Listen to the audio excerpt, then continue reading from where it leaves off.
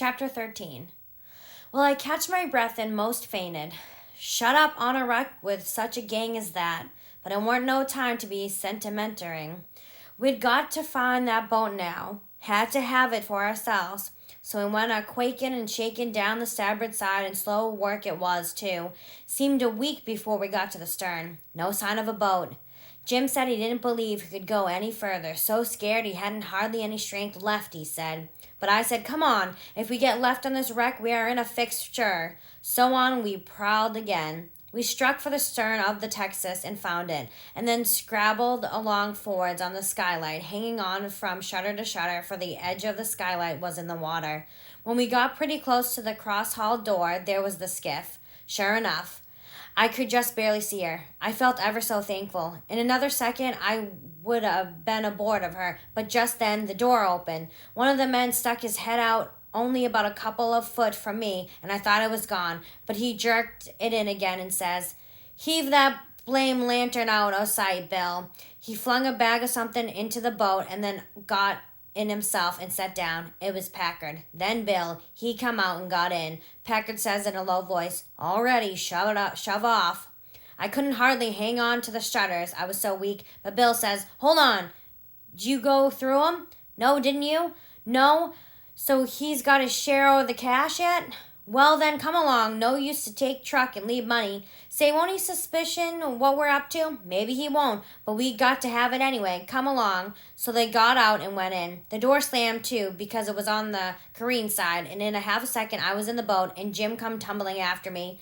I out with my knife and cut the rope, and away we went. We didn't touch an oar, and we didn't speak, nor whisper, nor hardly even breathe. We went gliding swift along, dead silent, past the tip of the paddle box and past the stern, and then in a second or two more, we was 100 yards below the wreck, and the darkness soaked her up, every last sign of her, and we were safe, and knowed it. When we was 300 or 400 yards downstream, we see the lantern show like a little spark at the Texas door for a second, and we knowed by that the rascals had missed their boat and was beginning to understand that they was in just as much trouble now as Jim Turner was. Then Jim manned the oars, and we took out after our raft. Now was the first time that I begun to worry about the men. I reckon I hadn't had time to before. I began to think how dreadful it was, even for murderers, to be in such a fix.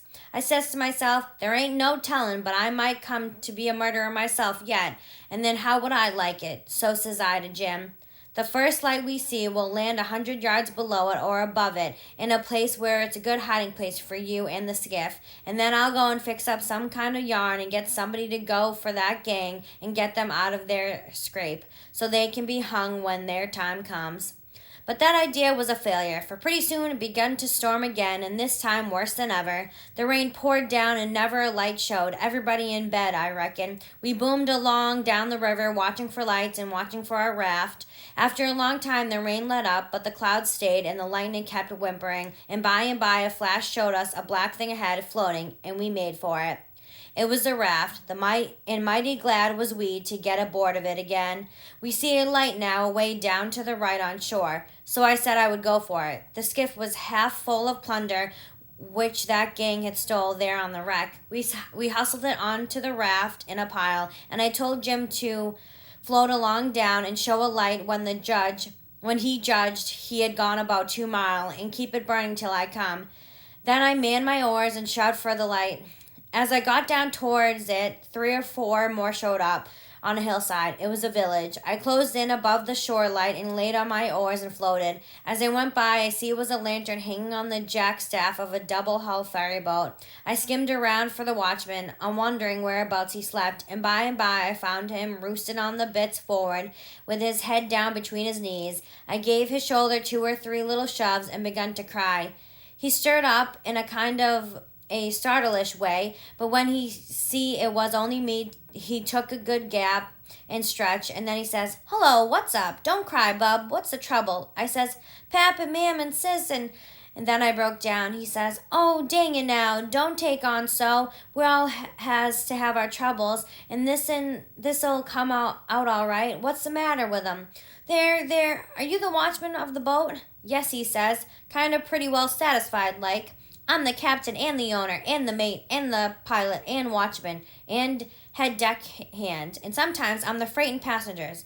Ain't as rich as old Jim Hornback, and I can't be so blame generous and good to Tom, Dick, and Harry as what he is, and slam around money the way he does, but I've told him a many a time I wouldn't trade places with him for, says I, a sailor's life's the life for me, and I'm derned if I'd live 2 mile out of town where there ain't nothing ever going on, not for all his spondylux and as much more on top of it, says I. I broke in and says, they're in an awful peck of trouble, and who is?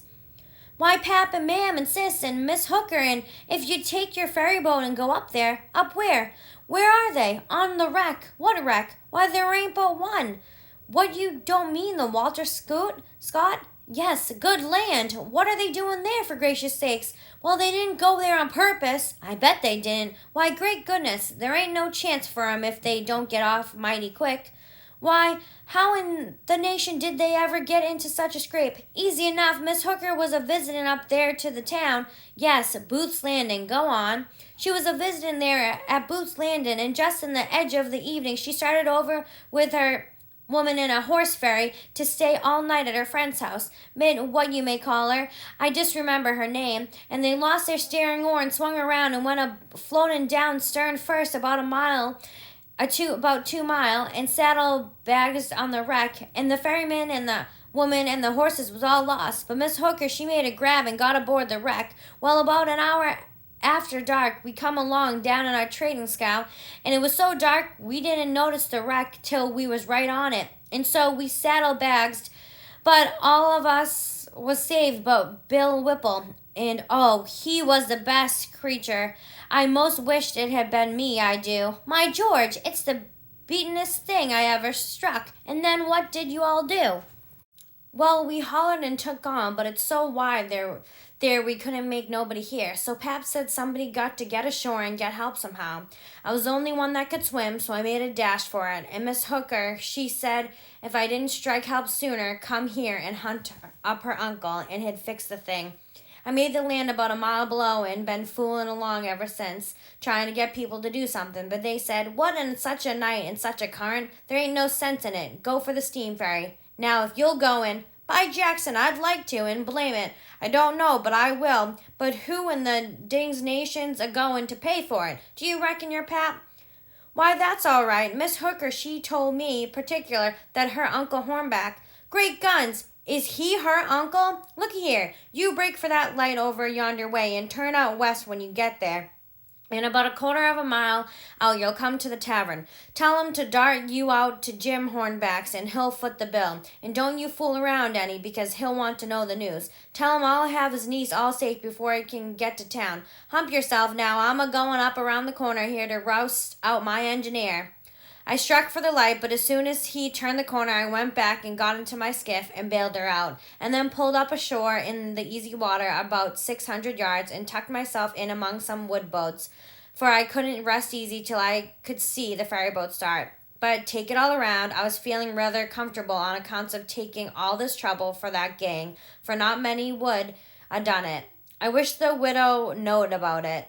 I judged she would be proud of me for helping these rapscallions, because rapscallions and deadbeats is the kind the widow and good people takes the most interest in. Well, before long, here comes the wreck, dim and dusky, sliding along down. A kind of cold shiver went through me, and then I struck out for her. She was very deep, and I see in a minute there weren't much chance for anybody being alive in her. I pulled all around her and hollered a little, but there wasn't any answer. All dead still. I felt a little bit heavy-hearted about the gang, but not much, for I reckon if they could stand it, I could. Then there comes the ferry boat, so I shoved for the middle of the river on a long downstream slant, and then I judged I was out of eye reach. I laid on my oars and looked back and see her go and smell around the wreck for Miss Hooker's remainders, because the captain would know her Uncle Hornback would want them. And then pretty soon the ferry boat give it up and went for the shore, and I laid into my work and went a-booming down the river. It did seem a powerful long time before Jim's light showed up, and when it did show, it looked like it was 1,000 miles off. By the time I got there, the sky was beginning to get a little gray in the east, so we struck for an island and hid the raft and sunk the skiff and turned in and slept like dead people.